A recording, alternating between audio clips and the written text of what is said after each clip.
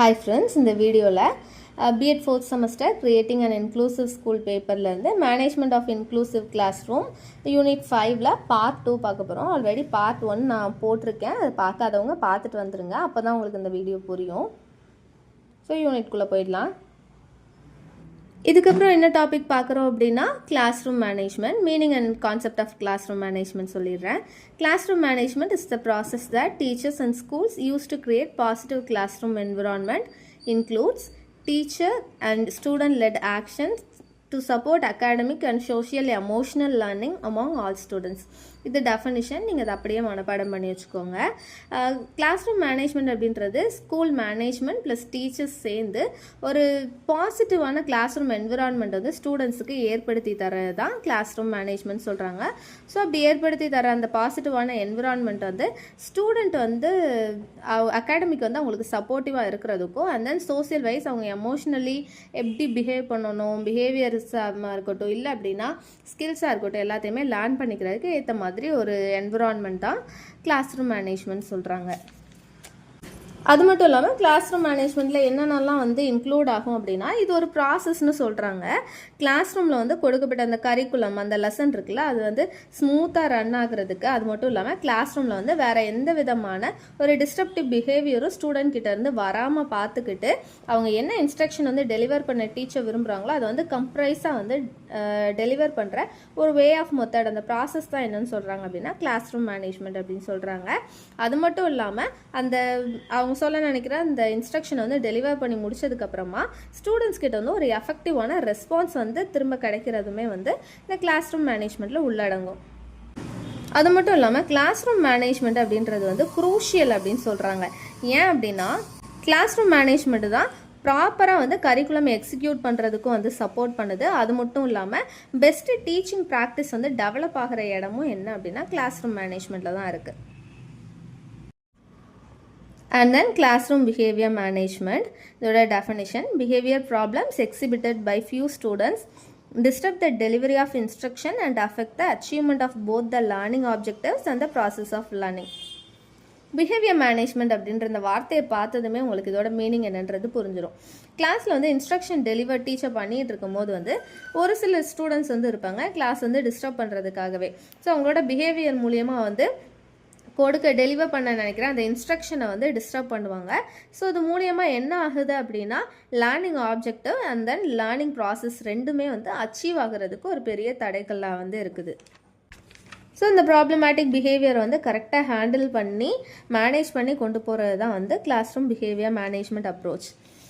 அது மட்டும் இல்லாமல் centre for disease control and prevention இதோட ஷார்ட் ஃபார்ம் தான் சிடிசி. சிடிசியோட ரிசர்ச்சர்ஸ் வந்து 2 விதமான கிளாஸ் ரூம் மேனேஜ்மெண்ட் அப்ரோச்சஸ் வந்து ஐடென்டிஃபை பண்ணுறாங்க. அது 2 தான் ரொம்ப எஃபெக்டிவ் அப்படின்றதையுமே வந்து கன்சிடர் பண்ணுறாங்க அண்ட் ப்ரொமோட் பண்ணுறாங்க. அதில் ஒன்று தான் என்ன அப்படின்னா பிஹேவியர் மேனேஜ்மெண்ட் அப்ரோச் அப்படின்றது. அதுதான் வந்து இந்த யூனிட்டில் வந்து நம்ம பார்க்க போகிறோம். And then evidence-based classroom behavior management strategies. இதுக்கு முன்னாடி யூனிட்ஸ்லாம் நம்ம படித்தவங்களுக்கு ஞாபகம் இருக்கா? ஆப்பரண்ட் கண்டிஷனிங் தியரி பிஎஃப் ஸ்கின்னரோடது. ஸோ இந்த தியரி மூலியமாக தான் வந்து கிளாஸ் ரூம் பிஹேவியர் மேனேஜ்மெண்ட் வந்து அப்ளை பண்ணுறாங்க. பாஸ்ட் 5 டிகேட்ஸாக வந்து ரொம்ப யூஸ்ஃபுல்லாக இருக்கிற தியரி வந்து என்ன அப்படின்னா ஆப்பரண்ட் கண்டிஷனிங் தியரி பிஎஃப் ஸ்கின்னரோடது. அந்த தியரி படி என்ன அப்படின்னா ஒரு செயலுக்குமே வந்து ஒரு ரிவார்டு உண்டு. கரெக்டான பிஹேவியராக இருக்கும் போது வந்து அவங்களுக்கு வந்து ப்ரைஸ் பண்ணுறது, என்கரேஜ் பண்ணுறது, கிஃப்ட் பண்ணுறது இந்த மாதிரி ஒரு பாசிட்டிவான ரிவார்டு வந்து கிடைக்கும். இதே நேரம் வந்து அவங்களோட பிஹேவியர் வந்து தப்பாக இருக்கும் போது வந்து ரிவார்டுமே வந்து கொஞ்சம் கஷ்டமாக இருக்கும். பனிஷ்மெண்ட் தர்றது, திட்டுறது இந்த மாதிரியான ரிவார்ட்ஸ் வந்து கிடைக்கும். அது மூலியமாக வந்து பிஹேவியர் வந்து கரெக்டாக மேனேஜ் பண்ணி கொண்டு போகலாம் அப்படின்றது தான் அந்த தியரியை வந்து ஷார்ட்டாக சொல்லணும் அப்படின்னா. ஸோ இந்த கடந்த 5 வருஷமாக ஸ்கூல்ஸ்லேயுமே நம்ம இதை தானே டீச்சர்ஸ் எல்லோரும் ஃபாலோ பண்ணுறோம். ஒரு ஸ்டூடெண்ட் வந்து கரெக்டாக ஆன்சர் பண்ணுறான்னா கிளாப் பண்ணுறோம், என்கரேஜ் பண்ணுறோம், சின்ன கிஃப்ட்ஸ் கொடுக்குறோம், அண்ட் தென் அவங்கள லீடர் ஆக்குறோம், அண்ட் தென் எக்ஸாமில் நல்லா அவங்க பிஹேவ் பண்ணுறாங்கன்ற போதெல்லாம் மார்க்ஸ் கொடுக்குறோம், ரேங்க் கொடுக்குறோம். அதே நேரம் வந்து சரியாக பிஹேவ் பண்ணல நம்ம எக்ஸ்பெக்ட் பண்ணால் அந்த பிஹேவியர் வந்து இல்லை அப்படின்ற போதில் பனிஷ் பண்ணுறோம். நீல் டவுன் போட வைக்கிறது, கிளாஸ் ரூம் வெளியே நிற்க வைக்கிறது, இல்லை அப்படின்னா ஃபெயில் மார்க் வர்றது, இது எல்லாமே இந்த ஆப்பரண்ட் கண்டிஷனிங் தியரி பேஸ் பண்ணி தான் வந்து நடக்குது. அது மூலியமாக தான் கிளாஸ் ரூம்லேயுமே பிஹேவியர் மேனேஜ்மெண்ட் வந்து டெமான்ஸ்ட்ரேட் ஆகுதுன்னு கன்சிடர் பண்ணுறாங்க. இது மூலியமாக வந்து டிஸ்ட்ரப்டிவ் பிஹேவியர் வந்து மினிமைஸ் பண்ண முடியும். கிளாஸ் ரூமே வந்து பாசிட்டிவாக ஃபங்க்ஷன் ஆகும். எஃபெக்டிவ் டீச்சிங்குமே நம்மளால் அப்ளிகபிள் பண்ண முடியும் அப்படின்னு சொல்கிறாங்க. ஸோ இதை பேஸ் பண்ணி வர்ற ஒரு சில classroom management behaviour strategies வந்து இருக்குது. அதுதான் நான் கீழே மென்ஷன் பண்ணியிருக்கேன். என்னென்ன அப்படின்னா, maximising structure in the classroom, teacher monitoring and reinforcing rules and expectations, and actively engaging all students, and then strategies to acknowledge appropriate behavior, and then strategies to respond inappropriate behavior, and then effective instructions and commands, and then sequencing or scheduling activities, and then pace of instruction, and then choice and access to preferred activities, at last managing transitions. So இது எல்லாமே behaviour management வந்து கரெக்டாக கொண்டு வர்றதுக்கு, அதை எஃபெக்டிவாக வந்து behave பண்ண வைக்கிறதுக்கான ஸ்ட்ராட்டஜிஸை வந்து கன்சிடர் பண்ணுறாங்க. ஒன்று என்னன்றதை சிம்பிளாக சொல்லிடுறேன். First one, maximising structure in the classroom. So class ரூமுக்கு ஸ்கூலுக்குன்னு ஒரு ஸ்ட்ரக்சர் உண்டுல்ல, அதை வந்து மேக்ஸிமைஸ் பண்ணணும்னு சொல்கிறாங்க. ஒரு ஸ்கூல்னு எடுத்துக்கிட்டாலே என்ன ஞாபகம் வரும்? 8:30 ஸ்கூலுக்குள்ளே போகணும், அது ஸ்கூல் முடிகிற டைம் வந்து இந்தந்த பீரியட் இவ்வளோ டைம் வந்து இருக்கும், பிரேக் டைம் இவ்வளோ அப்படின்ற ஒரு ஸ்ட்ரக்சர் வந்து இருக்கும் இல்லையா? அந்த ஸ்ட்ரக்சர் வந்து மேக்ஸிமைஸ் பண்ணணும். ஸோ அந்த ரொட்டீன் அண்ட் ப்ரொசீஜர் வந்து ப்ரெடிக்டபிளாக இருக்கணும். ஸ்டூடெண்ட்ஸ் அண்ட் ஸ்டாஃப் எல்லாருக்குமே வந்து இந்த மாதிரியான ரூல்ஸ் அண்ட் ரெகுலேஷன், அந்த ஸ்ட்ரக்சர் வந்து மேனேஜ் பண்ணும் போதில் வந்து கிளாஸ் ரூம் பிஹேவியர் வந்து டிஸ்டர்ப்ட் ஆகுறதுக்கான பாசிபிலிட்டிஸ் வந்து கம்மியாகும். அது மட்டும் இல்லாமல் ஸ்கூல்ஸில் வந்து வேறு என்ன மாதிரியான ஸ்ட்ரக்சர்ஸ்லாம் கொண்டு வரலாம் அப்படின்னா, அங்கங்கே வந்து போர்ட்ஸ் வந்து செட் பண்ணுறது, என்விரான்மெண்ட்டை வந்து ரெஃப்ளெக்ட் பண்ணுற மாதிரி. இது வந்து ரெஸ்ட் ரூம் இருக்கிற ஏரியா, இது வந்து டிராஃபிக் ஃப்ளோ இருக்கிற ஏரியா, அந்த மாதிரி என்னென்ன மாதிரியான ஸ்ட்ரக்சர்ஸ்லாம் தேவைப்படுதோ அது எல்லாத்தையும் டிஸ்பிளே பண்ணுற மாதிரி போர்ட்ஸ் வந்து செட்டப் பண்ணலாம். இது எல்லாமே மேக்ஸிமைசிங் ஸ்ட்ரக்சர் இந்த கிளாஸ் ரூம் கீழே வருது. And then teaching, monitoring and reinforcing rules and expectation. ஒரு கிளாஸ் ரூம்னு எடுத்துக்கிட்டோம் அப்படின்னா கிளியரான, சிம்பிளான, அண்ட் தென் அந்த ரூல்ஸ் எல்லாத்தையுமே வந்து எக்ஸ்பெக்டேஷன் என்ன ரூல்ஸோ அது எல்லாத்தையும் பாசிட்டிவாக வந்து சொல்லியிருக்கணும் ஃபஸ்ட்டே.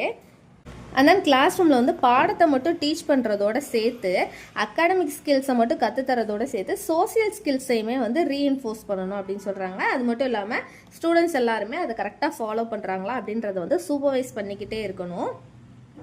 அது மட்டும் இல்லாமல் கொஞ்ச நாளுக்கு ஒரு கன்சிஸ்டண்டான இன்டர்வெலுக்கு ஒருக்க என்னென்ன மாதிரி ரூல்ஸ் இருக்குது, லா இருக்குது, பாலிசிஸ் இருக்குது அப்படின்றத வந்து என்ஃபோர்ஸ் பண்ணிக்கிட்டே இருக்கணும்.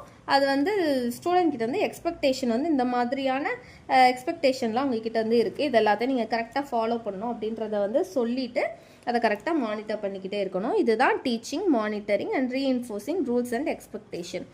And then actively engaging all students.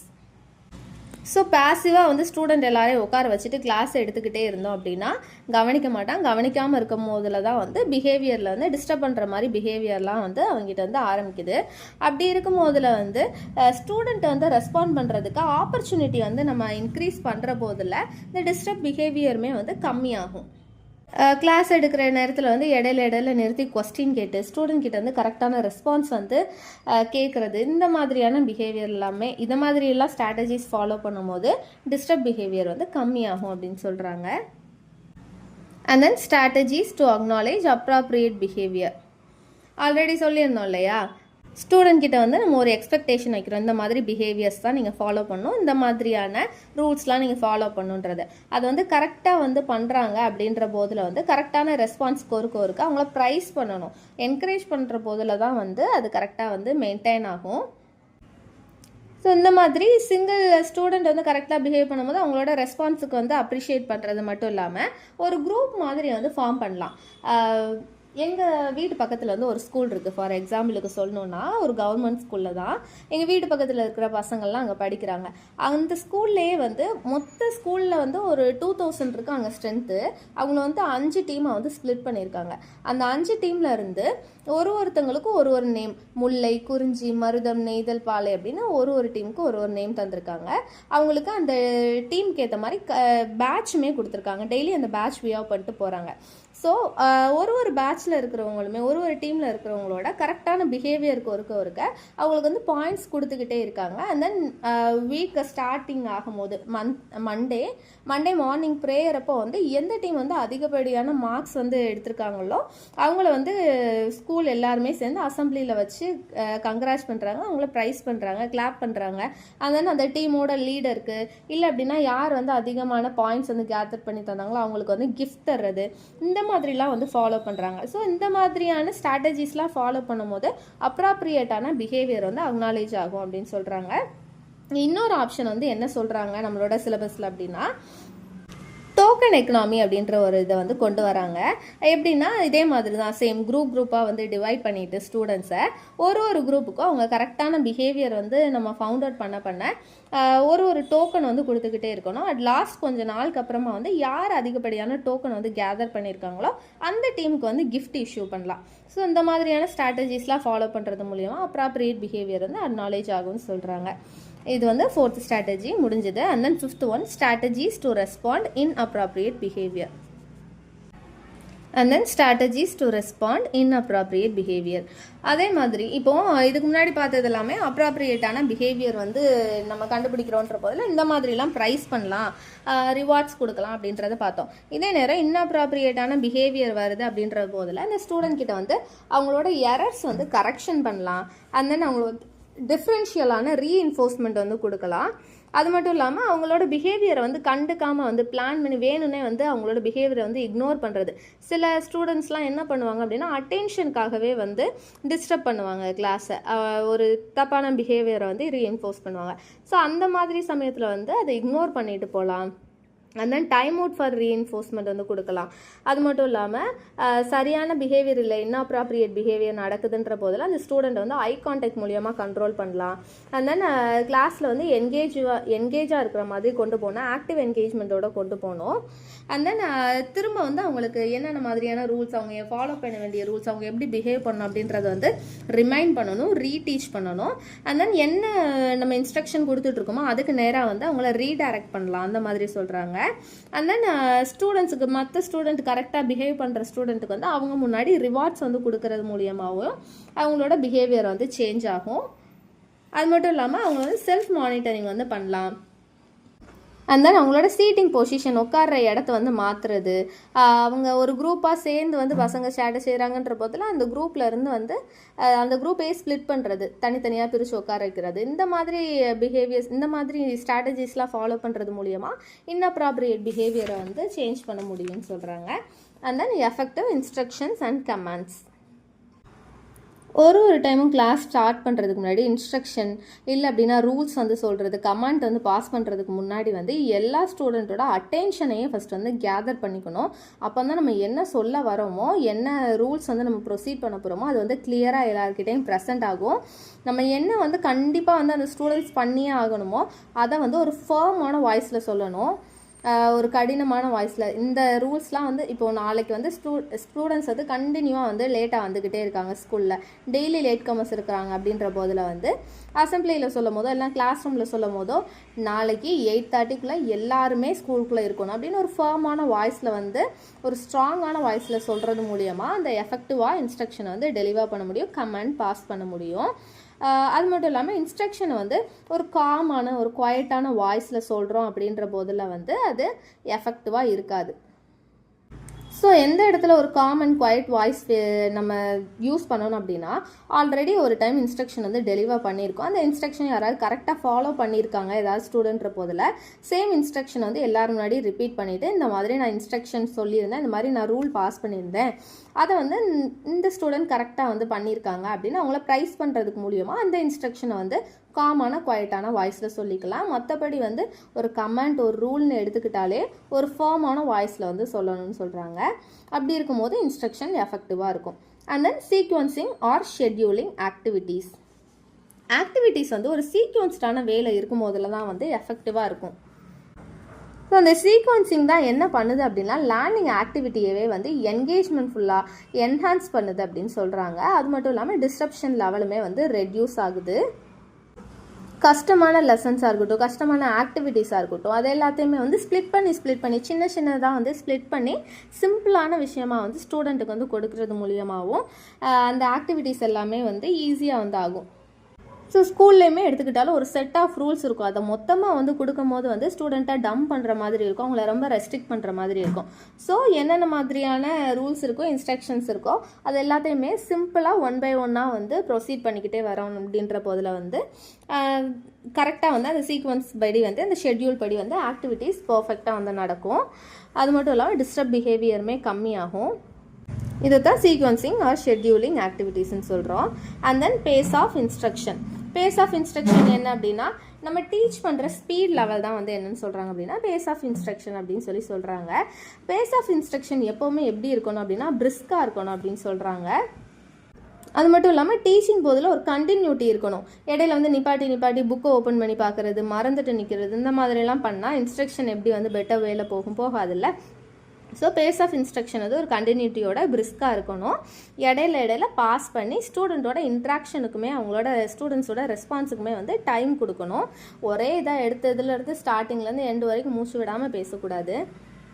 So இந்த பேஸ் ஆஃப் இன்ஸ்ட்ரக்ஷனை வந்து கரெக்டாக மேனேஜ் பண்ணி கொண்டு போனால் மட்டும்தான் ஸ்டூடெண்ட் வந்து அவங்களோட கான்சன்ட்ரேஷனே வந்து லூஸ் பண்ணாமல் இருப்பாங்க. அது மட்டும் இல்லாமல் அவங்களோட ஆப்பர்ச்சுனிட்டியை அவங்க கரெக்டாக யூஸ் பண்ணிப்பாங்க. அது மூலியமாக வந்து ரீஎன்ஃபோர்ஸ்மெண்ட் ஆகும் instruction. And then choice and access to preferred activities.